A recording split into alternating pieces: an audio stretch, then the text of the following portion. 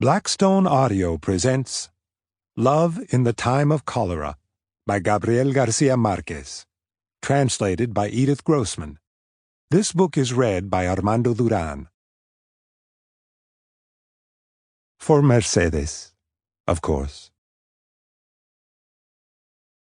The words I am about to express, they now have their own crowned goddess.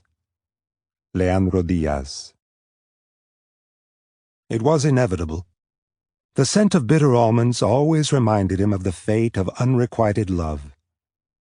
Dr. Juvenal Urbino noticed it as soon as he entered the still-darkened house where he had hurried on an urgent call to attend a case that for him had lost all urgency many years before. The Antillean refugee, Jeremia de San Amor, disabled war veteran, photographer of children, and his most sympathetic opponent in chess, had escaped the torments of memory with the aromatic fumes of gold cyanide. He found the corpse covered with a blanket on the campaign cot where he had always slept, and beside it was a stool with the developing tray he had used to vaporize the poison. On the floor, tied to a leg of the cot, lay the body of a black Great Dane with a snow-white chest, and next to him were the crutches.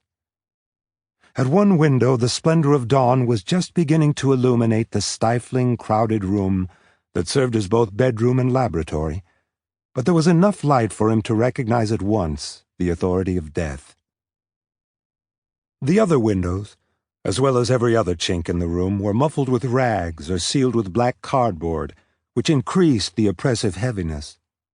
A counter was crammed with jars and bottles without labels, and two crumbling pewter trays under an ordinary light bulb covered with red paper.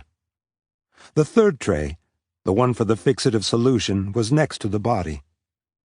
There were old magazines and newspapers everywhere, piles of negatives on glass plates, broken furniture, but everything was kept free of dust by a diligent hand.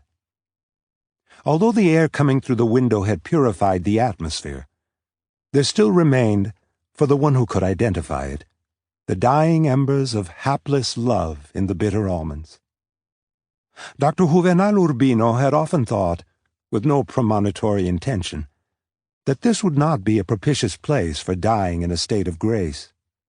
But in time, he came to suppose that perhaps its disorder obeyed an obscure determination of divine providence. A police inspector had come forward with a very young medical student who was completing his forensic training at the municipal dispensary, and it was there. Sample complete. Ready to continue?